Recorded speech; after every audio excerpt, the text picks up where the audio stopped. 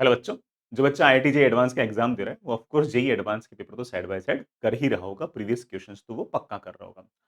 ये सारे के सारे पीवाईक्यूज मैं भी आपको बड़ा सोल्व करा रहा हूँ। 2006 के बाद जब से पेपर ऑब्जेक्टिव होना स्टार्ट हुआ तब से लेकर अब तक के सारे सवाल ही बेटा आपके लिए रिलेवेंट है। आज हम मॉडर्न फिजिक्स के फोटो इलेक्ट्रिक इफेक्ट वाला जो इंपॉर्टेंट सेक्शन है उसके पीवाईक्यूज डिस्कस करेंगे। जो बाकी पीवाईक्यूज मैं अलग-अलग चैप्टर के डिस्कस कर चुका हूँ, वो सारे के सारे चैप्टर वाइज़ इसी प्लेलिस्ट के अंदर आपको सारे के सारे मिल जाएँगे। इसी तरह से केमिस्ट्री के जो चैप्टर हैं बेटा वो भी आपको एक अलग से प्लेलिस्ट में आपको मिल जाएँगे। इसी वीडियो के डिस्क्रिप्शन में या कमेंट बॉक्स में कहने के आपको सारे के सारे सवाल मिल जाएँगे। किसी बच्चे के पास अगर समय हो तो बेटा कमेंट बॉक्स के अंदर इन सवालों को बेटा टाइम स्टैम्प के साथ भी लिख देना। तो बाकी बच्चों के लिए आगे आने वाले सालों में जो बच्चे इस वीडियो को देखेंगे तो उनके लिए आसान हो जाएगा कि कौन सा सवाल कौन से वाले टाइम से स्टार्ट होता है। मैं थोड़ा सवालों में बेटा ऑफ कोर्स है ना कॉन्सेप्ट और बेटा जो उसके पीछे की जो हल्की-फुल्की थ्योरी और बातें और जो मैनिपुलेशंस हैं, वो बताने में हल्का-फुल्का समय ले सकता हूँ but of course it's worth it. सबसे पहला सवाल है बेटा ये शायद 2014 का सवाल है। Metal surface is illuminated by light of two different wavelengths 248 nanometre and 310 nanometre. Both the values are good. The maximum speed of the photoelectron corresponding to these wavelengths are U1 and U2। Of course बेटा छोटी वाली जो wavelength है ना, उससे जो electron निकलेगा वो ज़्यादा स्पीड का निकलेगा और जो बड़ा बड़ी वाली वेवलेंथ है उसके पास एनर्जी कम होगी तो उससे जो इलेक्ट्रॉन निकलेगा वो कम स्पीड का निकलेगा। और जो स्पीड का रेशियो है, जो इलेक्ट्रॉन्स बाहर निकल रहे हैं उनका स्पीड का रेशियो मुझे 2:1 दे रखा है। मतलब इससे अगर मान लो कि U स्पीड का अगर इलेक्ट्रॉन निकला है, तो इससे 2U स्पीड का इलेक्ट्रॉन निकला है। कौन से इलेक्ट्रॉन की बात हो रही है? जो फास्टेस्ट मूविंग इलेक्ट्रॉन ना उसकी बात हो रही है। बाकी बेटा इंडिविजुअल इलेक्ट्रॉन की बेटा स्पीड तो अपन वैसे भी डिटरमाइन नहीं कर सकते। एचसी की बेटा वैल्यू मुझे सवाल के अंदर दे रखी है। मुझसे सवाल के अंदर वर्क फंक्शन पूछा है। बड़ा बड़े आराम से हमारा जो आइंस्टाइन्स इक्वेशन है that would be enough I think. किसी भी फोटोन के पास सॉरी बेटा किसी भी इलेक्ट्रॉन जो निकलेगा उसके पास जो काइनेटिक एनर्जी आएगी या फिर उसकी जो मैक्सिमम काइनेटिक एनर्जी आएगी उसका फॉर्मूला बेटा बहुत ही क्लियर है। That is I think h c by lambda minus 5। मैं सही कहूं तो भैया वाला फॉर्मूला 2 बार लगाओगे बड़ा आंसर आ जाएगा। पहले वाले केस के अंदर बेटा लेट्स से इलेक्ट्रॉन के पास मास m है, स्पीड उसके पास 2u है, तो half into m into 2u का square is equals to H c. बेटा एच सी मुझे 1240 इलेक्ट्रोवोल्ट नैनोमीटर दे रखा है। लेमडा बड़ा मुझे 248 नैनोमीटर दे रखा है। नैनोमीटर से बेटा नैनोमीटर मेरे पास कैंसिल, माइनस बेटा मेरे पास 5 आ गया।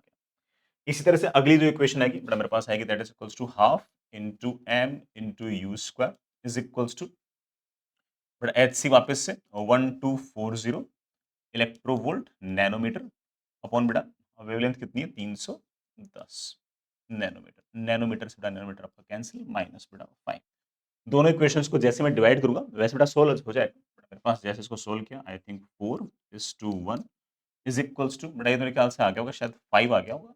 5 माइनस 5 अपॉन बेटा ये कितना आ जाएगा, शायद बेटा 4 आ जाएगा। This is 4 minus 5। मेरे पास आ गया बेटा शायद 16 minus 4 5 is equals to 5 minus 5। बेटा ये इधर गया I think 11 is equals to बेटा इधर गया that comes out with 3 times of 5। 5 की मतलब बेटा वैल्यू आ गई मेरे पास 11 अपॉन 3। मैंने बेटा थोड़ा-सा ना जब डिवाइड वगैरह किया ना थोड़ी-सी मक्कारी कर दी। आप बेटा यूनिट्स वगैरह चेक कर लेना। जब डिवाइड करूँगा तो ये सारे के सारे इलेक्ट्रोवोल्ट के अंदर है ना? जैसे यहाँ पर भी इलेक्ट्रोवोल्ट है, यहाँ पर भी इलेक्ट्रोवोल्ट है। तो जो 5 आया है बेटा वो भी ऑफ कोर्स इलेक्ट्रोवोल्ट के अंदर ही आया है। 11/3 बेटा देखना कितना होगा? 3 तिये बेटा 9 आई थिंक बेटा 3.66667 इलेक्ट्रोवोल्ट बेटा मेरे पास आंसर आना चाहिए। ऑफ कोर्स बेटा नियरेस्ट ऑप्शन इज़ ऑब्वियसली बेटा ए दैट इज़ 3.7 इलेक्ट्रोवोल्ट। ठीक है? अगला सवाल करते हैं। नेक्स्ट इज़ बड़ा बहुत ही ऐसे थ्योरी बेस्ड सवाल, बहुत ही बड़ा सिंपल सा सवाल। ये शायद बड़ा 2015 का सवाल है। For photoelectric effect the incident photon has wavelength lambda, the stopping potential V naught, identify the correct variation of stopping potential versus lambda and 1 by lambda. More than one correct question है बेटा, ध्यान रखना। तो एक graph बेटा V not versus lambda पूछ रखा है, स्टॉपिंग पोटेंशियल वर्सेस लैम्बडा पूछ रखा है। एक बेटा stopping potential versus 1 upon lambda पूछ रखा है। तो ठीक है बेटा, दोनों ही मेरे ख्याल से थ्योरी के पार्ट है, मोस्टली बच्चों को याद ही रहते हैं। हमें पता है कि जो फास्टेस्ट इलेक्ट्रॉन निकलता है फोटोइलेक्ट्रिक इफेक्ट के अंदर दैट इज के मैक्स, उसको हम बोल सकते हैं e into V naught. V naught is of course stopping potential is equals to बेटा what H c by lambda minus 5। Stopping potential और 1 अपॉन लैम्डा के बीच ग्राफ बनाना बड़ा बहुत ही आसान हो गया। मैं इसको बड़ा आराम से लिख सकता हूँ। Stopping potential is equals to H C upon e into 1 upon lambda minus बेटा 5 by E.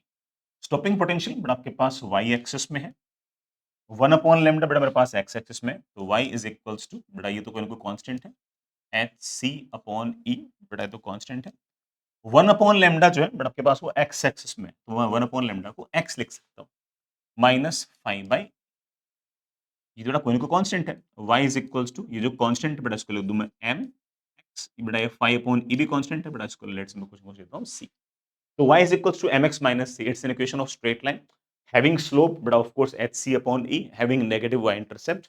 Negative y intercept का पॉजिटिव स्लोप का बेटा आपके पास ग्राफ आना चाहिए स्ट्रेट लाइन। तो stopping potential versus 1 upon lambda जो आपके पास बड़ा ग्राफ आएगा, I think C would be the most appropriate answer. हालांकि बेटा इतना ही पता रखा है, बाकी हम भी कह सकते हैं कि इसको मैं पीछे लेके जाऊंगा तो जो y इंटरसेप्ट होगा बेटा of course minus 5 by E आएगा। अगर ये वाला एंगल थीटा है तो मैं ये भी कह सकता हूँ कि tan थीटा की जो वैल्यू है वो मेरे पास एच सी अपॉन ई आएगी। ठीक है, यही बड़ा स्लोप आगे भी किसी न किसी अगले साल या नेक्स्ट टू नेक्स्ट ईयर ये स्लोप के बारे में तो आगे पूछ भी रखा है, बट ठीक है इतना काफी तो। लेकिन इसमें मुझसे दूसरा सवाल और पूछ रखा है, मुझसे पूछ रखा है कि stopping potential versus lambda graph बनाओ, 1 अपॉन लैम्डा नहीं और वर्सेस लैम्डा ग्राफ बनाओ। बड़ा बना देंगे, कोई दिक्कत नहीं है। अगर आपने बड़ा स्टॉपिंग पोटेंशियल वर्सेस लैम्डा भी ग्राफ पूछा है, हम तब भी बना देंगे, कोई खास ऐसा दिक्कत है नहीं। हमें क्या करना है, बड़ा ऐसा कीजिएगा, मैं इसको बड़ा आराम से लिख सकता हूँ, E into V naught plus 5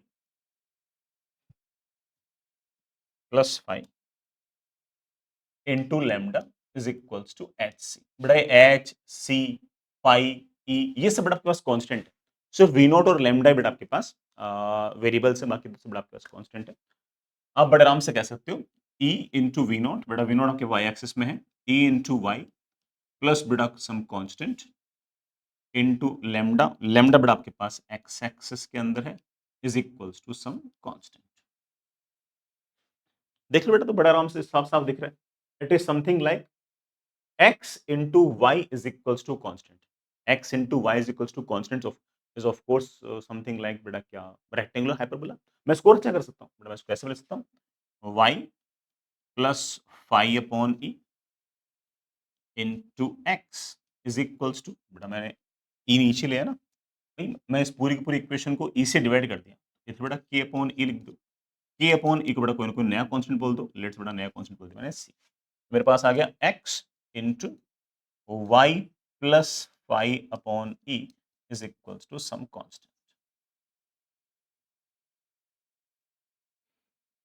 चलिए बेटा, x into y is equals to constant is an equation of rectangular hyperbola। ये रेक्टेंगुलर बेटा हाइपरबोला हमें बड़े आराम से बनाने आते हैं बेटा। मेरे पास ये लेट्स से y है बेटा, मेरे पास ये लेट्स से बेटा मेरे पास x है। जो इक्वेशन पैराबोला की आती है बेटा वो कुछ कुछ ऐसे आती है इन जनरल। ये तो x into y is equals to a constant है, लेकिन जैसे बेटा हम इसको लिखते हैं x into y plus something, तो बेटा हमारा सारा सारा जो ग्राफ है ना बेटा वो 5 बाई ई नीचे की तरफ शिफ्ट हो जाता है। तो बेटा आपके पास क्या होगा, आपके पास ये जो ग्राफ होगा इसको बेटा ऐसे आप ऐसे नीचे की तरफ शिफ्ट कर सकते हैं। हालांकि इतनी कैलकुलेशन में जरूरत नहीं है, ये बेटा आपके पास इस तरह से माइनस 5 बाई ई टाइप्स आ जाएगा। वो अलग बात है बेटा, है ना, हम तो सिर्फ और सिर्फ ग्राफ इतने से की ही जरूरत है। इतना सा जो ग्राफ है बेटा वो कहीं ना कहीं हमें दे रखा होगा, that would be the right answer. I think बेटा right answer comes out to be, तो मैंने थोड़ा सा ओवर एक्सप्लेन कर दिया, बट ठीक है, वो बेटा शिफ्टिंग ऑफ हाइपरबोला वगैरह अपने मैथ्स में पढ़ रखा है, तो मैंने बेटा थोड़ा सा उसको एक्स्ट्रा बोल दिया बेटा। मेरे ख्याल सारे से बता को समझ में आएगी होगी। ये जो v है बेटा ये आपका स्टॉपिंग पोटेंशियल है, ये जो x है बेटा आपके पास ये लैम्डा है। बल्कि आप तो ये भी जानते हो कि ये वाला जो लैम्डा है ना, ये वाला जो लैम्डा है this is known as your lambda threshold. आपकी वेवलेंथ अगर लैम्डा थ्रेशोल्ड से अगर छोटी होगी तो बड़ा फोटोइलेक्ट्रिक इफेक्ट होगा। लैम्डा की वैल्यू अगर लैम्डा थ्रेशोल्ड से अगर ज्यादा हुई तो स्टॉपिंग पोटेंशियल नेगेटिव हो जाएगा। स्टॉपिंग पोटेंशियल नेगेटिव नहीं हो सकता, काइनेटिक एनर्जी बेटा नेगेटिव नहीं हो सकती, तो ये वाला ग्राफ बेटा ऑफ कोर्स हम हटा देते हैं। ठीक है, ये बेटा आपके पास एक्चुअल ग्राफ जो बन के आता है वो कुछ कुछ इस तरीके से हमारे पास ग्राफ बन के आता है। ये शायद जेईई एडवांस 2016 का सवाल है, आसान सा सवाल है बिल्कुल। जो हमारे आइंस्टाइन से इक्वेशन है उसमें जस्ट वैल्यू पुट करते हुए आंसर आ जाएगा। सवाल की लैंग्वेज क्या है, आराम से पढ़ते हैं। In historic experiment to determine Planck's constant, बड़ा प्लैंक्स कांस्टेंट h निकालना है। A metal surface was irradiated with light of different wave. मेरे पास कोई ना कोई मेटल की सरफेस होगी, उस मेटल के सरफेस पर अलग-अलग वेवलेंथ हम लगातार उस पे लगातार फेंके जा रहे हैं। The emitted photoelectrons energies were determined by applying stopping potential. जो इलेक्ट्रॉन्स बाहर निकल रहे हैं बेटा उसकी काइनेटिक एनर्जी को हम स्टॉपिंग पोटेंशियल से मेजर कर लेते हैं, because we know that Kmax equals to E into stopping potential. The relevant data for the wavelength of the incident light and the stopping potential मुझे दे रखा है। ये वेवलेंथ दे रखी है, ये मेरे पास स्टॉपिंग पोटेंशियल दे रखा है।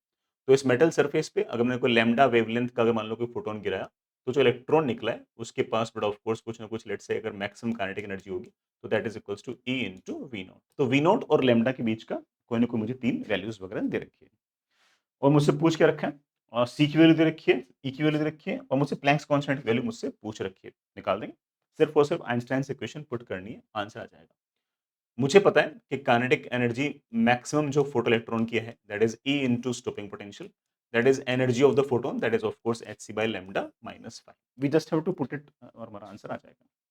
पहले इस वाले वेवलेंथ के लिए करते हैं। इसके लिए स्टॉपिंग पोटेंशियल जो है वो मेरे पास 2 है। तो मैं बड़े आराम से कह सकता हूँ कि e into 2 is equals to H c. बेटा एच मुझे ना एस आई यूनिट में निकालना है, तो सारा सवाल अपन एस आई यूनिट में ही करेंगे। बेटा चेक कर लो, एस आई यूनिट में सब कुछ पूछ रहे हैं। सी, बेटा सी एस आई यूनिट में मुझे सवाल में दे रखा है 3 इंटू 10⁻8 अपॉन लैम्डा। लैम्डा है बेटा 0.3 माइक्रोमीटर, तो 10⁻6 माइनस बेटा 5। 5 बेटा मेरे पास वर्क फंक्शन। ठीक है। एक बार वापस से लिख लो बेटा ऐसे इक्वेशन को, है ना। एक इक्वेशन से तो पार नहीं पड़ने वाली ना, क्योंकि ना तो मुझे एच पता ना मुझे 5 पता। तो दो अननोन है, तो कम से कम दो इक्वेशन तो मुझे चाहिए होगी। तो कम से कम दो इक्वेशन तो बनाए। मेरे पास आ जाएगा यहाँ पर स्टॉपिंग पोटेंशियल कितना है 1, स्टॉपिंग पोटेंशियल है 1, तो e into 1 is equals to H c. C है 3 इंटू 10⁻8। वेवलेंथ, बड़ा वेवलेंथ मेरे पास 0.4 into 10⁻6 minus 5। This is my equation number 2। अब जो बच्चा एक्चुअल में एग्जाम दे रहा होगा ना, वो थोड़ा सा ठीक है बेटा इमोशनल होके ना थर्ड इक्वेशन और बनाएगा, क्योंकि उसको समझ में आ गया तो फटाफट सॉल्व करने के चक्कर में वो थर्ड इक्वेशन और बनाएगा। लेकिन जो बच्चा बहुत ही सिस्टमेटिक है, उससे पता है कि ना मेरे सर मुझे बार बार क्या बोलते हैं, मुझे सर बार बार ये बोलते हैं कि कितनी इक्वेशन है कितने वेरिएबल है। तो बेटा देख लो, एच और फाइव दो ही वेरिएबल है, ई भी बेटा वेरिएबल नहीं है, ई की वैल्यू दे रखी है सवाल के अंदर। तो दो वेरिएबल के अंदर दो इक्वेशन चाहिए, तीसरी क्यों लिख रहे हो? आगे बढ़ो ना। लिख भी लोगे तो कोई फर्क नहीं पड़ना, इक्वेशन नंबर 2 ही सोल्व करनी है कोई सी, है कि नहीं? तो तो एक्चुअल एग्जाम में क्यों टाइम वेस्ट कर रहे हो? और बच्चा बोलेगा सर फाइ में इंटरेस्ट नहीं है। बेटा फाइ में इंटरेस्ट नहीं है, तो इस इक्वेशन में से इस इक्वेशन को माइनस कर दे। जैसे मैंने इस इक्वेशन में से इस इक्वेशन को माइनस किया, जैसे बेटा इक्वेशन नंबर 1 में से मैंने इक्वेशन नंबर 2 को माइनस किया, तो बेटा मेरे पास आ जाएगा ई इज इक्वल्स टू बेटा 5 से 5 cancel, H into 3 into 10⁻8 upon बेटा नीचे बेटा क्या आ जाएगा, मेरे ख्याल से 10⁻7 लिख दो इंटू बेटा ऑफ कोर्स 1/3 माइनस 1/4। बेटा मेरी कैलकुलेशन वगैरह चेक करते रहना, ठीक है। मैंने बेटा दिस माइनस दिस किया, h इंटू 3 इंटू 10⁻8 बेटा ये आ गया। बेटा 5 5 बेटा आपके कैंसिल हो गया। नीचे बेटा 3 इंटू 10⁻7, तो बेटा मैंने 10⁻7 बेटा बाहर निकाल लिया। 1/3 माइनस 1/4। h बेटा कितना है? सो बेटा h मुझे निकालना है, बाकी सब बेटा चीजें मैनेज कर लूंगा। E is equals to h into 3 into 10⁻15 into but I think 1/12। बेटा मेरे पास h की वैल्यू आ जाएगी, बेटा h की वैल्यू जाएगी 12 इंटू ई अपॉन बेटा व्हाट 3 इंटू 10⁻15। बेटा वैल्यूज देखना, 12 इंटू ई, बेटा ई कितना है? ई है 1.6 इंटू 10⁻⁻19। बेटा 3 कितना है? 3 तो 3 है 10⁻15। क्या बोल रहे हैं? बेटा ये कैंसिल। आई थिंक बेटा this is 6.4 into 10 raised to power बेटा minus 34। Of course everything is in बेटा SI units, so answer should be 6.4 into 10 raised to minus 34। अब इसमें से कुछ कुछ बच्चा ऐसा होगा जो सवाल पढ़ते पढ़ते बोलेगा कि सर मुझे h तो याद ही है, सर h की वैल्यू तो 6.6 into 10 raised to minus 34 होती, तो वो खड़ाक से इसको टिक लगा देगा। तो यार ठीक है, मैं तो ये कहूँगा कि जो बच्चा एक्चुअल में एडवांस की प्रिपरेशन कर रहा है साल भर, 2 साल भर, उसको इतनी अकल तो बेटा होगी ना कि वो एच की वैल्यू थोड़ी पूछ रहा है आपसे। वो तो ये कह रहा है कि भई देखो ये वैल्यूज़ हैं, ये कोई एक्सपेरिमेंट है, उस एक्सपेरिमेंट के अंदर ये वैल्यूज़ हैं और इसके बेसिस पे एच क्या आएगा वो बताओ आप। They are not asking you the actual value of h. They don't even mind कि एच की वैल्यू क्या है। वो ये वाले सवाल थोड़ी पूछेंगे बेटा एडवांस वाले, आईआईटी वाले। आईआईटी वाले तो आपका जो बेसिक नॉलेज है, एप्टीट्यूड है, उसको डिस्कस कर रहे हैं। तो कोई बेवकूफ बच्चा अगर इसको टिक लगा के आ रहा है बेटा, वो तो ठीक है। वैसे ही है ना, उसको तो आईआईटी नहीं जाना चाहिए, है कि नहीं यार? तो वो अगर इसको अगर टिक लगा रहा है बेटा, उसको जूते पड़ने चाहिए, सीधी-सी बात। ठीक है? I hope you get the point कि बेटा पूरा-पूरा सवाल बिल्कुल आसान सा, सिंपल सा। अगला सवाल करते हैं। नेक्स्ट इज़ अच्छा सवाल है। सिर्फ़ और सिर्फ़ अगर मान लो कि किसी बच्चे को अगर लैंग्वेज आराम से पढ़नी आती है और उस लैंग्वेज को अगर डिकोड कर लेगा, तो it is one of the most easiest questions ever. अब कई बच्चों को बेटा लैंग्वेज पढ़ने में इश्यू आती है, मैं उनके लिए थोड़ा-सा आराम से खुला-खुला करके लिख रहा हूँ, जिससे उनको ये पता लगे कि यार लैंग्वेज को पढ़ना कैसे है, डिकोड कैसे करना है। और जैसे मैंने लैंग्वेज बताई, बच्चा बोला सर आप रहने दो मैं खुद ही कर लूँगा। In a photo emission experiment, the maximum kinetic energy of the photoelectrons from metal P, Q and R are EP, EQ and ER. तीन मेटल है बेटा, उन पे लाइट गिराई गई। इनसे जो इलेक्ट्रॉन निकले, इसमें से जो इलेक्ट्रॉन निकल रहा है उसके पास मैक्सिमम काइनेटिक एनर्जी EP है। इसमें से जो इलेक्ट्रॉन बाहर निकल रहा है उसमें से एनर्जी EQ है और इसमें से जो इलेक्ट्रॉन निकल रहा है उसके पास एनर्जी ER है। तीन अलग-अलग मेटल है, उन पर लाइट गिराई गई है और जो मैक्सिमम काइनेटिक एनर्जी वाला इलेक्ट्रॉन है वो इतनी-इतनी एनर्जी को लेके बाहर निकल रहा है। और इनके बीच रिलेशन भी दे रखा है। अच्छा रिलेशन देखो, Q वाले के पास और R वाले के पास एनर्जी सेम है और P वाले के पास उनसे डबल है। तो इसका मतलब मैं बड़े आराम से कह सकता हूँ कि अगर इसके पास एनर्जी अगर E है, इसके पास एनर्जी अगर E है, तो P वाले के पास एनर्जी जो है वो 2 टाइम्स ऑफ E है। ठीक है? मैं सिर्फ और सिर्फ सवाल को डिकोड किया, सॉल्व नहीं किया।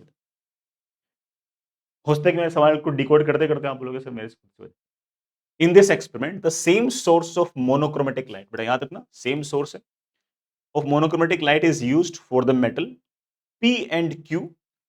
P and Q पर सेम सोर्स यूज आ रहा है while different source of monochromatic light is used for the metal R.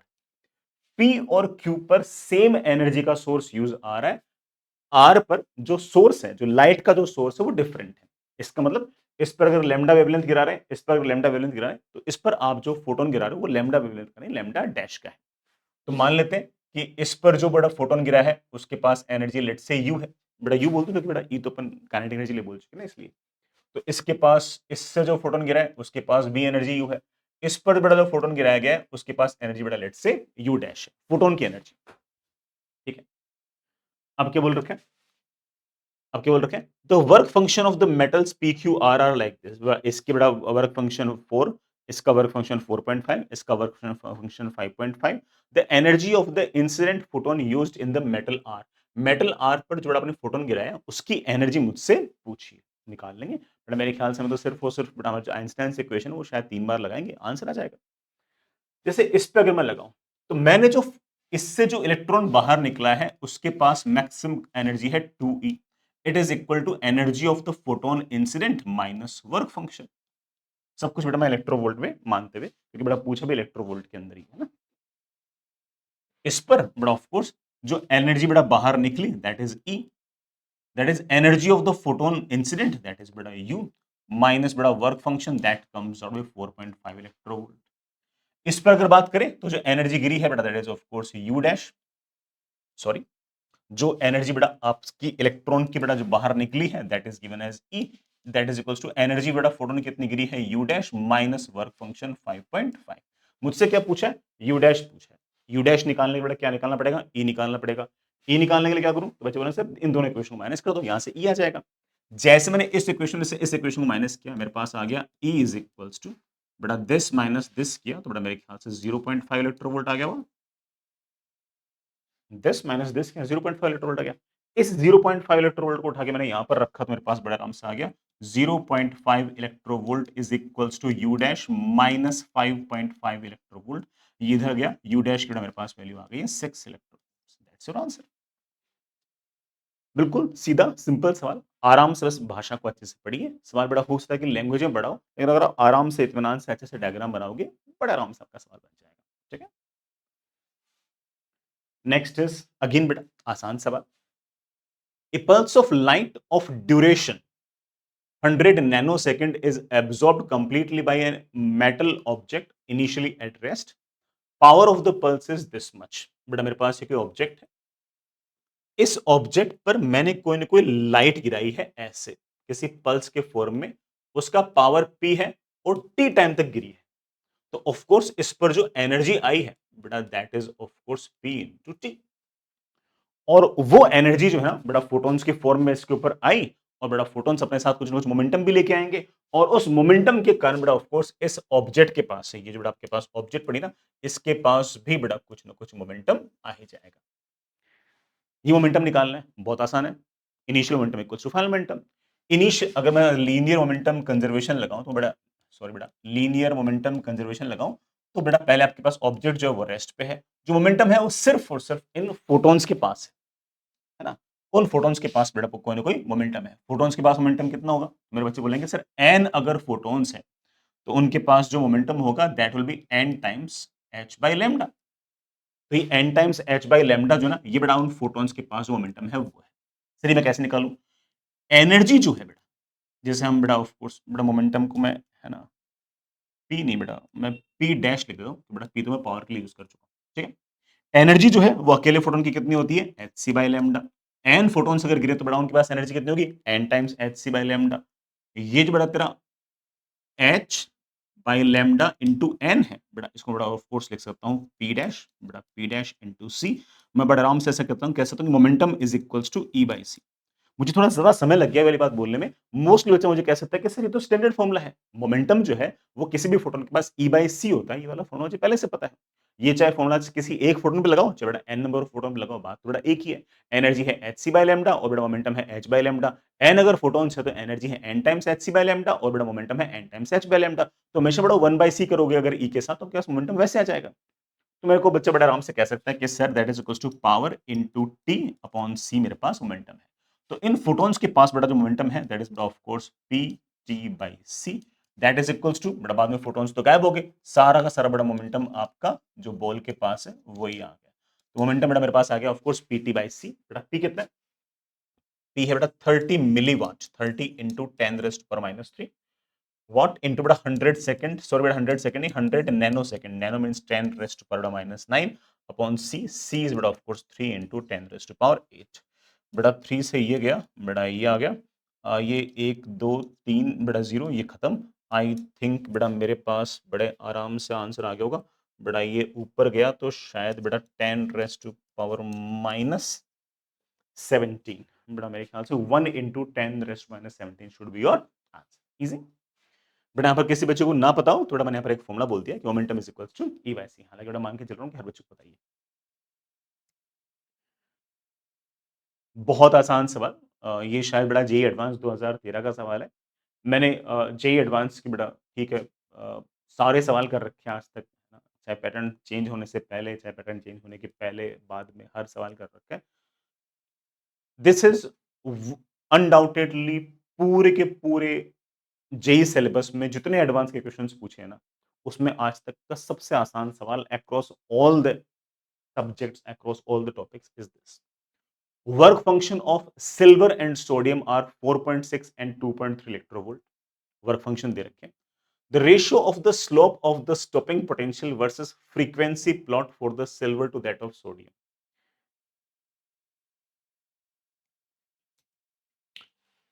ये मेरे पास बड़ा वाई एक्सिस, मेरे पास बड़ा ये एक्स एक्सिस। क्या क्या पूछ रखा है? Stopping potential versus frequency of light. इनके बीच में मेरे वैसे जानते हैं कि जो ग्राफ आता है वो कुछ कुछ बड़ा स्ट्रेट लाइन जैसा आता है। इस स्ट्रेट लाइन का जो स्लोप है ना बेटा वो पूछा है किस किस के लिए? सिल्वर के लिए और सोडियम के लिए। मोस्टली बच्चों को तो स्लोप की वैल्यू तक याद होती है, बट ठीक है बेटा मैं बता देता हूँ किसी को ना याद हो।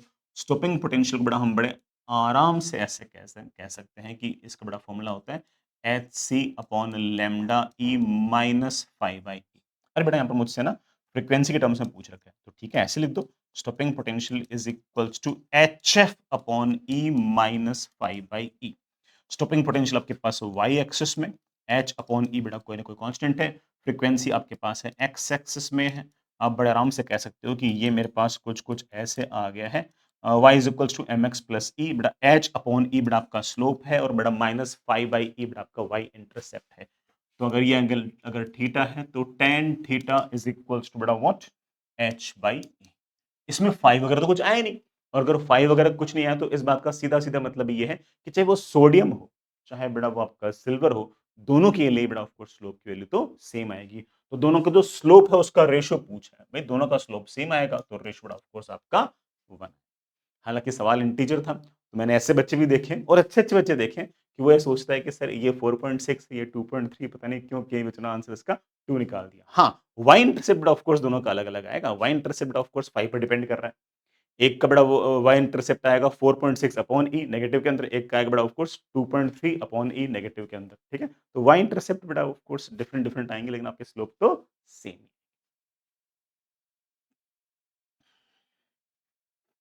अच्छा सवाल है।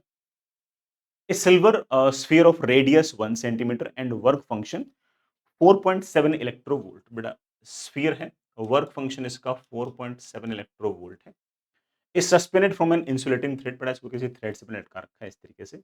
It is under continuous illumination of 200 nanometre wavelength light, बड़ा इस पर लगातार हम लाइट गिरा रहे हैं और लाइट की जो वेवलेंथ है बड़ा वो हमारे पास 200 नैनोमीटर है, ठीक है? As photo electrons are emitted, बेटा ऑफ कोर्स इस पे लाइट गिरेगी तो इसमें से इलेक्ट्रॉन्स लगातार निकलते जाएंगे, इलेक्ट्रॉन्स लगातार निकलते जाएंगे तो स्फीयर विल गेट चार्ज, तो बेटा ऑफ कोर्स जो स्फीयर पहले न्यूट्रल था वो उसका चार्ज बड़ा पॉजिटिव होना स्टार्ट होगा, इलेक्ट्रॉन्स भागेंगे तो ऑफ कोर्स पॉजिटिव चार्ज तो होगा ही होगा। The maximum number of photo electrons emitted from the sphere इस स्फीयर से मैक्सिमम कितने इलेक्ट्रॉन बाहर निकल सकते हैं। अब किसी बच्चे को अगर मान लो कि इसके पीछे का अगर कॉन्सेप्ट पता ना तो वो तो सट से आंसर निकाल देगा। जिस बच्चे को बड़ा कॉन्सेप्ट नहीं पता बड़ा उसे हल्का सा थोड़ा सा समय लग सकता है, तो मैं थोड़ा सा बड़ा आपका टाइम जो ना वो कॉन्सेप्ट समझाने में वेस्ट करूंगा, ठीक है? बेटा किसी बच्चे को कॉन्सेप्ट आता हो तो बड़ा वो तो ठीक है, फटाक से आगे मूव ऑन कर ले, कोई दिक्कत नहीं है। मैं बड़ा आपका थोड़ा सा टाइम वेस्ट करूंगा, सुनना। मैंने फोटॉन्स गिराए और फोटॉन्स जैसे एब्जॉर्ब हुए इलेक्ट्रॉन्स निकले, इलेक्ट्रॉन्स बड़ा भाग गए तो बड़ा ऑफ कोर्स इसका चार्ज पॉजिटिव हो गया। मान लो कि एक इलेक्ट्रॉन गया तो इसका चार्ज प्लस ई हो गया, दो इलेक्ट्रॉन्स भाग गए तो इसका चार्ज 2 ई हो गया, एन इलेक्ट्रॉन्स भाग गए तो इसका चार्ज एन टाइम्स ई हो गया। मुझसे पूछ रखे हैं कि बताइए कि एक टाइम ऐसा आएगा जब स्टेडी स्टेट आ जाएगी और maximum number of photo electrons इससे निकल जाएंगे, तो वो जो एन है कितने इलेक्ट्रॉन्स ऐसे टोटल निकले उसकी संख्या मुझसे पूछिए। तो पहले यह सोचना पड़ेगा कि आखिर इलेक्ट्रॉन निकलना बंद क्यों हुए। अदरवाइज बच्चा तो क्या सोचेगा कि सर फोटॉन्स गिर रहे हैं इलेक्ट्रॉन्स निकल रहे हैं, फोटॉन्स गिर रहे हैं इलेक्ट्रॉन्स निकल रहे हैं, फोटॉन्स गिर रहे हैं इलेक्ट्रॉन्स निकल रहे हैं, इनफाइनाइट इलेक्ट्रॉन्स निकल जाएंगे। लेकिन उसने पूछा कि नहीं नहीं बताइए कितने इलेक्ट्रॉन्स निकलेंगे। इट मींस दैट कि ना एक इलेक्ट्रॉन की एक वैल्यू है और वो उस इलेक्ट्रॉन की वैल्यू एक मैक्सिमम है, उसके बाद इलेक्ट्रॉन निकलना बंद हो जाएंगे। तो पहले उल्टा सोचो कि इलेक्ट्रॉन निकलना बंद क्यों हुए। समझदार बच्चा बोलेगा सर मैं समझ गया इलेक्ट्रॉन निकलना बंद क्यों हुए, क्योंकि मैंने इस स्फीयर को एक इंसुलेटिंग थ्रेड से जोड़ रखा है। इंसुलेटिंग थ्रेड से अगर जोड़ रखा तो बाहर से कहीं से और से इस पे चार्ज तो आएगा नहीं।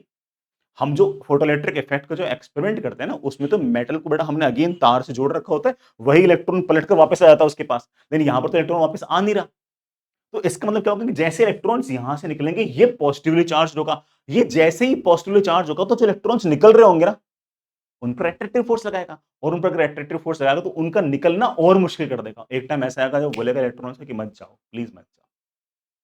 आई रियली होप समझ गए होंगे, ठीक है? तो थिंक लाइक, हालाँकि बेटा ठीक है, कई बच्चों को लग रहा होगा कि सर क्या सिंपल सी बात एक्सप्लेन कर रहे हैं, ये वाली बात है तो लेक्चर में एक्सप्लेन कर रखी है सर ने। बट ठीक है बेटा, बहुत सारे बच्चे ऐसे हैं जो बेटा ठीक है लेक्चर अटेंड नहीं करते, बेटा सीधे यहीं पर है, तो उनके लिए एक्सप्लेन कर रहा हूँ ना। अब तो कर लेंगे।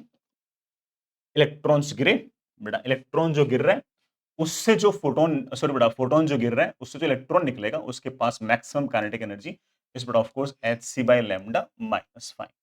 मैक्सिमम काइनेटिक एनर्जी बेटा जो इलेक्ट्रॉन की होगी बेटा hc की वैल्यू शायद बेटा सवाल के अंदर दे रखी होगी, अक्सर बेटा दे रखी होती है ना। ठीक है बेटा नहीं दे रखी तो मैं जो अपन याद करते हैं ना 1242 इलेक्ट्रोवोल्ट नैनोमीटर अपॉन बेटा लैम्डा, लैम्डा बेटा कितना है 200 नैनोमीटर माइनस बड़ा वर्क फंक्शन शायद बेटा कितना 4.7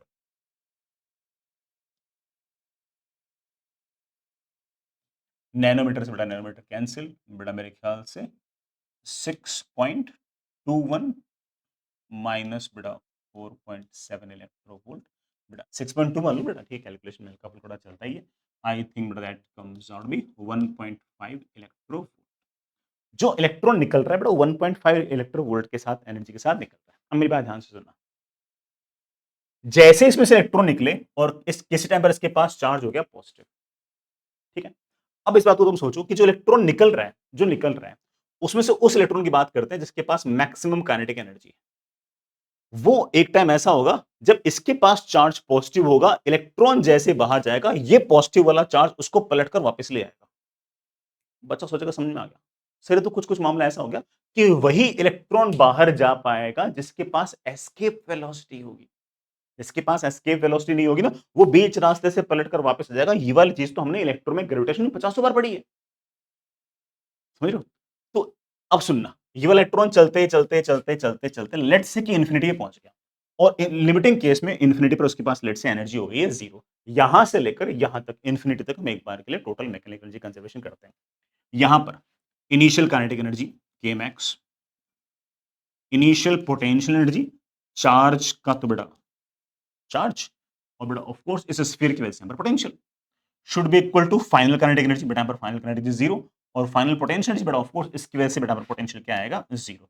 तो वी की बेटा मेरे पास वैल्यू आ गई है के मैक्स अपॉन ई, के मैक्स अपॉन ई किया बेटा मेरे पास आ गया 1.5।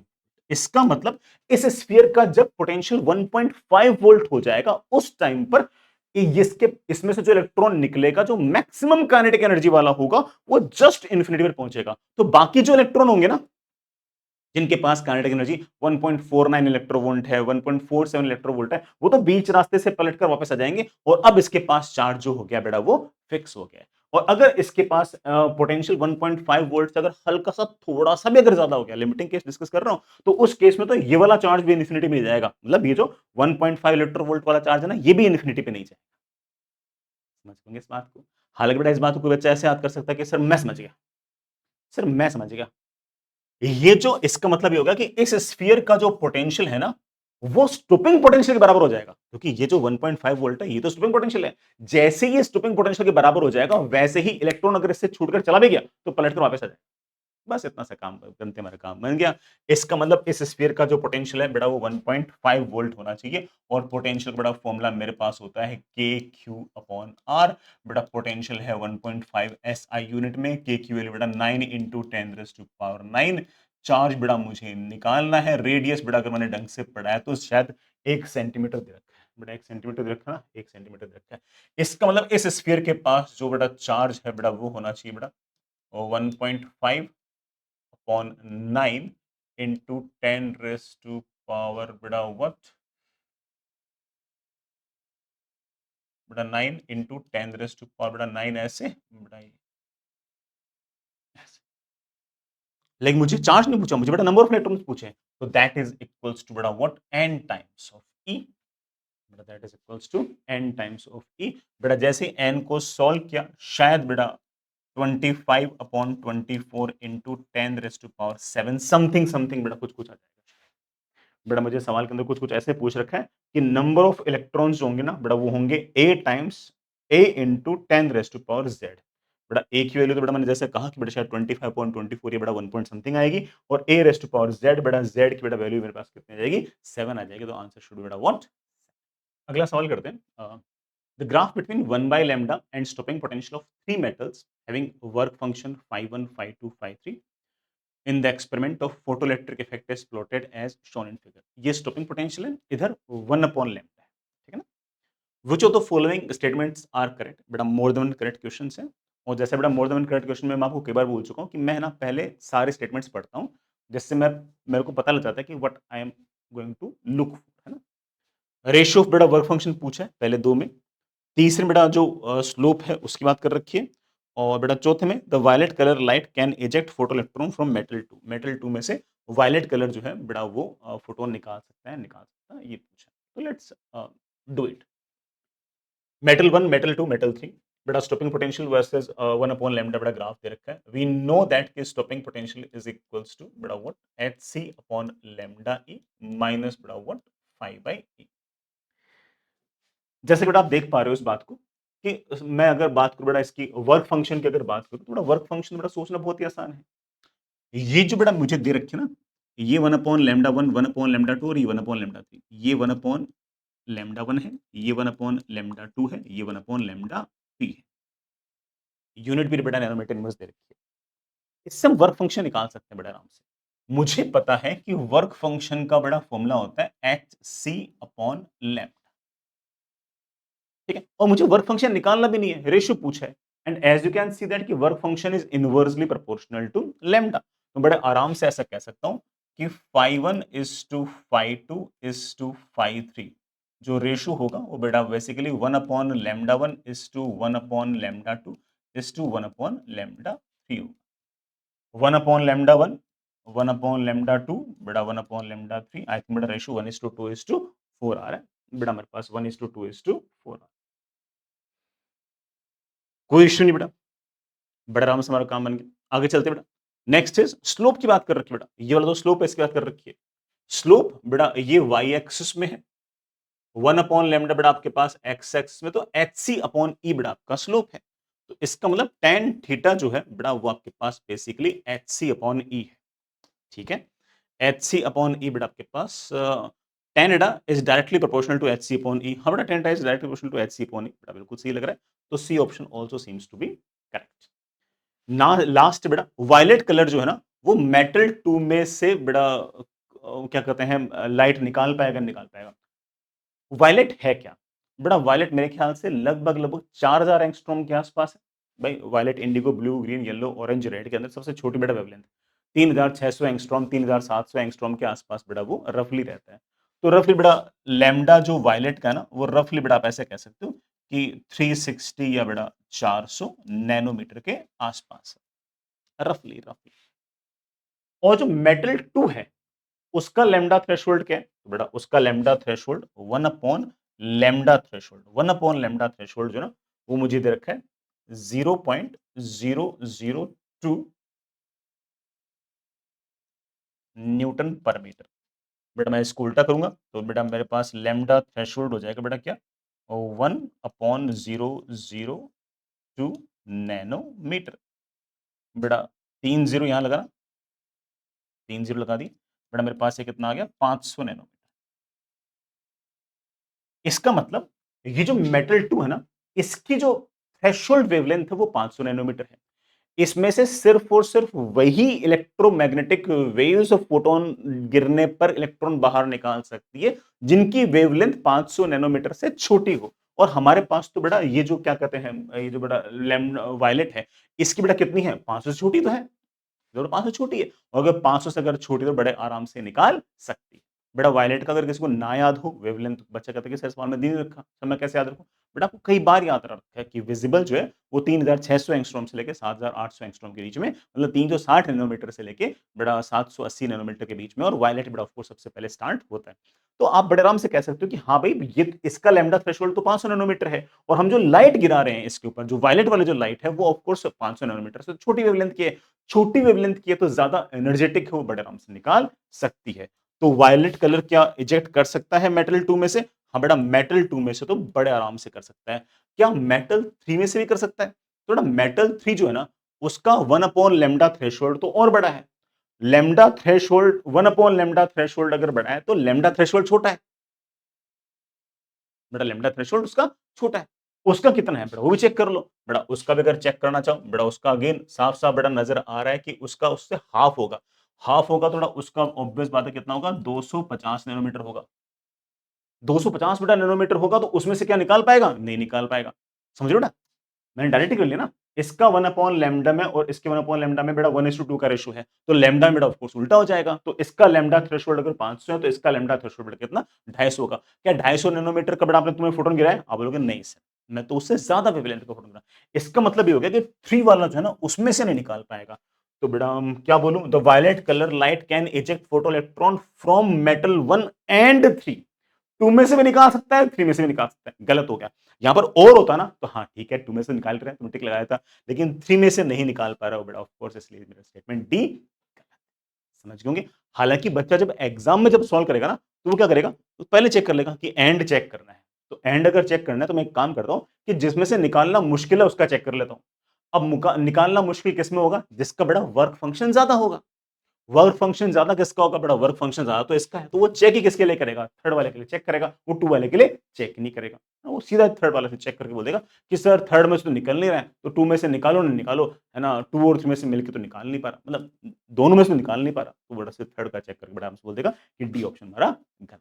बहुत ही बढ़िया सवाल है बेटा, ठीक है। मैंने बेटा कुछ कैलकुलेशन पहले से लिखी हुई है, सिंपल डिवीजन लिखी हुई है, कुछ अलग से कोई खास काम नहीं करता, टाइम बच जाए इसलिए। ये बेटा सवाल में ऑफ कोर्स कैलकुलेशन बेटा दे नहीं रखी, सवाल बेटा सिर्फ और सिर्फ लेफ्ट वाला पोर्शन ही दे रखा है ना, ये बेटा मैंने अपनी ले लिखी। Photoelectric effect experiment are performed using 3 different metals P, Q and R having work function 2 2.5 and 3। बेटा ये तीन अलग अलग बेटा आपके पास मेटल है और इन तीनों के वर्क फंक्शंस दे रखे हैं। आर का बेटा वर्क फंक्शन सबसे ज्यादा है, उसमें से इलेक्ट्रॉन निकालना उतना ही ज्यादा मुश्किल है। पी वाले का वर्क फंक्शन सबसे कम है, उसमें से इलेक्ट्रॉन निकालना सबसे आसान है। उसमें से जब इलेक्ट्रॉन निकलता है तो वो सबसे कम एनर्जी लॉस करता है रास्ते में, तो ऑब्वियस बात है कि उसके पास काइनेटिक एनर्जी सबसे ज्यादा होगी। मैं बिना कैलकुलेशन के भी आंसर निकालने के लिए बेटा ऐसे तुम्हें थोड़ी हेल्प कर रहा हूँ। लाइट बीम बेटा गिर रही है कंटेनिंग ऑफ तीन अलग अलग बेटा वेवलेंथ है, ये वाली वेवलेंथ, ये वाली वेवलेंथ और ये वाली वेवलेंथ, तीन अलग अलग वेवलेंथ है, तीनों बराबर इंटेंसिटीज की है ना, ठीक है। वो बेटा ईच प्लेट पे गिराई गई है, मतलब इस प्लेट पे ये, इस प्लेट सुन रहा, इस प्लेट पे ये, इस प्लेट पे ये, इस प्लेट पे ये, ऐसे नहीं गिराई गई है। तीनों को कलेक्टिवली इस पे भी गिराया है, तीनों को कलेक्टिवली इस पर भी गिराया है, तीनों को कलेक्टिवली इस पे भी गिराया है। सवाल समझ आ गया ना, ठीक है। Now the correct current versus voltage graph मुझसे पूछ रखा है। हम तो जानते हैं बेटा current voltage versus voltage graph कैसा होता है। बड़ा मैं हल्का फुल्का आइडिया है कि वाई एक्सिस में अगर करंट और एक्स एक्सिस में बड़ा अगर अप्लाइंग वोल्टेज का ग्राफ बनाते हैं तो the graph will look something like this. बड़ा this is your saturation current. लेकिन ये तीनों अलग अलग प्लेट के लिए कंपेयर करने की बात कर रहे हैं। सबसे पहले अपन कंपेयर करते हैं भाई तीनों का स्टॉपिंग पोटेंशियल। जो समझदार बच्चा होगा ना वो तो खट से बोल देगा कि सर क्यों टाइम वेस्ट कर रहे हो, पी का स्टॉपिंग पोटेंशियल सबसे ज्यादा।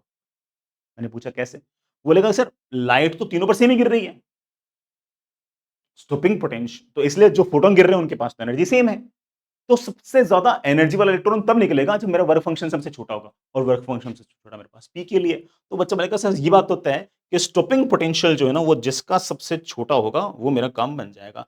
और बड़ा ऑब्वियस बात है कि पी का स्टॉपिंग बड़ा पी का जो स्टॉपिंग पोटेंशियल है वो सबसे बड़ा आना चाहिए। बड़ा पी का स्टॉपिंग पोटेंशियल सबसे बड़ा आना चाहिए, पी का स्टॉपिंग पोटेंशियल सबसे बड़ा आना चाहिए, बड़ा पी का स्टॉपिंग पोटेंशियल सबसे बड़ा आना चाहिए, बड़ा पी का स्टॉपिंग पोटेंशियल सबसे बड़ा आना चाहिए। और ऑब्वियस बात है कि ए और बी में से कोई हमारा आंसर होने वाला है। अब दोनों में से कौन सा होगा ओपन सोचते हैं। बच्चा बोलेगा कि सर तीनों पर सेम इंटेंसिटी की लाइट गिरी है, तीनों में से करंट सेम आएगा। ऐसा नहीं है। मैं कारण बताता हूं क्यों। जैसे अगर मैं अगर मैं ये जो 550 नैनोमीटर वाले जो लाइट है उसकी अगर मैं एनर्जी निकालता हूं एच सी बाय लेमडा करके तो 2.5 इलेक्ट्रो वोल्ट आती है, ठीक है। 2.5 इलेक्ट्रो वोल्ट बेटा अगर सॉरी 2.25 इलेक्ट्रो वोल्ट उसकी लाइट आती है। अब बेटा ध्यान से देखो कि ये वाली जो एनर्जी है ना बेटा, ये वाली जो एनर्जी है वो मतलब ये जो 550 नैनोमीटर वाला जो लाइट है इसके पास एनर्जी 2.25 इलेक्ट्रो वोल्ट है। ये इसमें से इलेक्ट्रॉन बाहर निकाल देगी, लेकिन इन दोनों में से इलेक्ट्रॉन बाहर नहीं निकाल पाएगी क्योंकि बेटा इनका तो वर्क फंक्शन इससे ज्यादा है। तो इसका मतलब ये वाली जो लाइट है ना ये सिर्फ और सिर्फ पी में से ही फोटॉन्स निकाल रही है। सिमिलरली ये जो दूसरी वाली वेवलेंथ है 450 नैनोमीटर, इसके पास एनर्जी बेटा एच सी बाय लेमडा से 2.8 इलेक्ट्रोवोल्ट है। इसके पास एनर्जी का 2.8 इलेक्ट्रोवोल्ट है, तो ये पी और क्यू दोनों में से एनर्जी निकाल देगी, लेकिन आर के पास तो बड़ा वर्क फंक्शन 2.8 इलेक्ट्रोवोल्ट से ज्यादा है, तो उसमें से तो इलेक्ट्रॉन बाहर नहीं निकाल पाएगी। तो इसका मतलब ये पी और क्यू दोनों में से ही फोटॉन्स बाहर सॉरी इलेक्ट्रॉन्स बाहर निकाल देगी। जो तीसरी वाली वेवलेंथ है जिसको सबसे ज्यादा एनर्जेटिक है, सबसे छोटी वेवलेंथ की है, उसके पास एनर्जी बेटा 3.5 इलेक्ट्रोवोल्ट है। ये वाले 3.5 इलेक्ट्रोवोल्ट तो इसमें से तीनों में से ही फोटोन निकाल देगी। अब जरा खुद दिमाग लगाना बेटा, जो पी वाली प्लेट है ना उसमें से ये वाली वेवलेंथ भी इलेक्ट्रॉन निकाल रही है, ये वाली वेवलेंथ भी इलेक्ट्रॉन निकाल रही है, ये वाली वेवलेंथ भी इलेक्ट्रॉन निकाल रही है। जो क्यू वाली प्लेट है उसमें से सिर्फ और सिर्फ बेटा ये वाली प्लेट और ये वाली प्लेट ही इलेक्ट्रॉन बाहर निकाल पा रही है। और जो आर वाली प्लेट है बेटा उसका वर्क फंक्शन तो इतना ज्यादा बड़ा है कि सिर्फ और सिर्फ सबसे छोटी वेवलेंथ जो 350 नैनोमीटर वाली है सिर्फ वही इलेक्ट्रॉन निकाल पा रही है। तो ऑब्वियस बात है कि हमारी जो पी वाली प्लेट है उसमें से ओवरऑल इलेक्ट्रॉन ज्यादा निकलेंगे, और अगर ओवरऑल अगर इलेक्ट्रॉन ज्यादा निकलेंगे तो बड़ा ऑब्वियस बात है उसमें सैचुरेशन करंट आपका ज्यादा आएगा। तो मुझे ऐसा लगता है कि पी में सैचुरेशन करंट बड़ा ज्यादा आएगा और आर में बड़ा सैचुरेशन करंट आपके पास कम आएगा। So answer should be perfectly fine. ठीक है बेटा, सारी बात समझ में आ गई।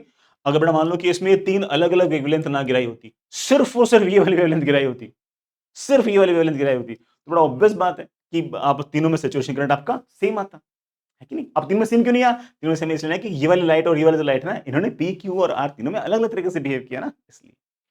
और मान लो तुमने सिर्फ और सिर्फ ये वाली लाइट ही अगर गिराई होती, बस सिर्फ और सिर्फ ये वाली लाइट, तो फोटोइलेक्ट्रिक इफेक्ट होता ही सिर्फ और सिर्फ इसमें से, इन दोनों में से होता ही नहीं। क्यू और आर में से तो होता नहीं, सिर्फ और सिर्फ पी में से होता। समझ गए होंगे, इजी था। आगे चलते नेक्स्ट इज बेटा ये वाला सवाल शायद जे एडवांस 2022 का है। अच्छा सवाल। When light of a given wavelength is incident on a metal surface, the minimum potential needed to stop the emitted photoelectron is a 6 volt. English बोल रहे हैं। इलेक्ट्रॉन को रोकने के लिए कम से कम कितना पोटेंशियल चाहिए? अब जानते हैं यही तो डेफिनेशन किसकी है? स्टॉपिंग पोटेंशियल की है। It means that this 6 volt is your stopping potential.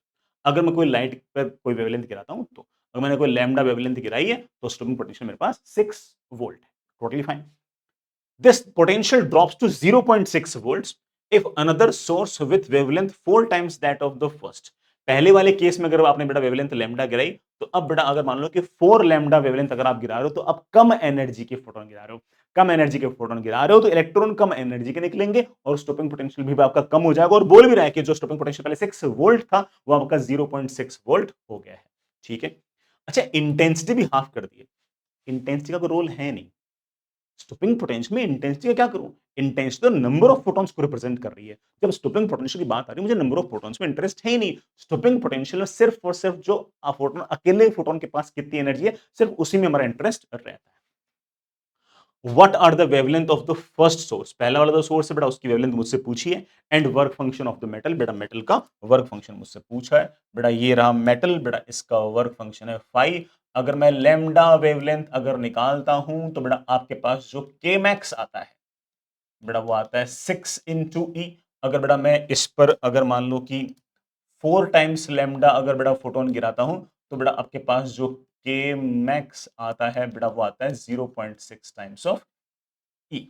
मेरे ख्याल से बेटा फॉर्मूला अगर 2 बार यूज करोगे फटाक से बेटा आपका आंसर आ जाएगा। Einstein equation says that K max is equals to बेटा what H C upon lambda minus five.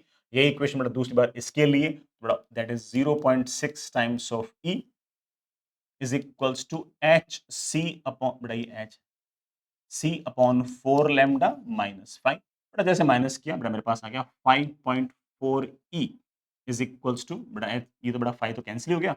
I think 3 HC upon 4 lambda. मुझसे बेटा लैम्डा की वैल्यू पूछी है। बेटा लैम्डा की बेटा मेरे ख्याल से वैल्यू आ गई है 3 times HC upon 4 into 5.4 of e. बेटा वैल्यूज बेटा वही यूज करना तो सामने दे रखी हो। एच सी अपॉन ई बेटा ध्यान देना एच सी अपॉन ई की बेटा वैल्यू सामने दे रखी है कितनी 1.24 into 10 raise to power minus 6। सही कहा मैंने बेटा अपॉन 4 इंटू 5.5। बेटा इससे हमारे पास लैम्डा की बेटा वैल्यू आ जाएगी शायद बेटा 1.72 इंटू 10 रेस टू पावर बेटा माइनस 7 बेटा हमारे पास वैल्यू आएगी। ठीक है। ये बेटा मेरे पास लैम्डा आ गया। लैम्डा ही पूछा बेटा पहले वाले केस में लैम्डा वो पूछा अगले वाले केस में लैम्डा 4 लैम्डा हो गया। ठीक। साथ ही साथ मुझसे पूछ रखा कि बताइए क्या कि वर्क फंक्शन कितना होगा? बेटा वेरी इजी। वर्क फंक्शन अगर निकालना है बेटा इस लैम्डा को उठाओ और बेटा यहाँ पटको। बेटा जैसे आप पटकोगे बेटा आपके पास वर्क फंक्शन की वैल्यू आ जाएगी। हालांकि बेटा वर्क फंक्शन की जो वैल्यू है बेटा वो ध्यान देना कि आपको इलेक्ट्रोवोल्ट में निकालना है तो थोड़ी सी बेटा मेहनत कर लेना। आपके पास बेटा फाइव की बेटा वैल्यू इलेक्ट्रोवोल्ट में 1.20 इलेक्ट्रोवोल्ट आ जाएगी। So the answer should be your. ठीक है। चलिए बच्चों अगले क्लास में मिलते हैं। बेटा अगली क्लास में बेटा मैं अगेन मॉडर्न फिजिक्स के भी बेटा जो अलग अलग टॉपिक्स हैं बेटा उनके आपके बेटा पीवाईक्यू सॉल्व करा दूंगा। And I will try that कि सारे के सारे बेटा पीवाईक्यूज आपके अगले 15-20 दिन के सारे सारे निपट जाए। पढ़ाई करते रहेगा। किसी भी चीज़ की जरूरत हो बेटा कमेंट बॉक्स में लिखेगा। I will try to help you as much as I can. All the best. Bye.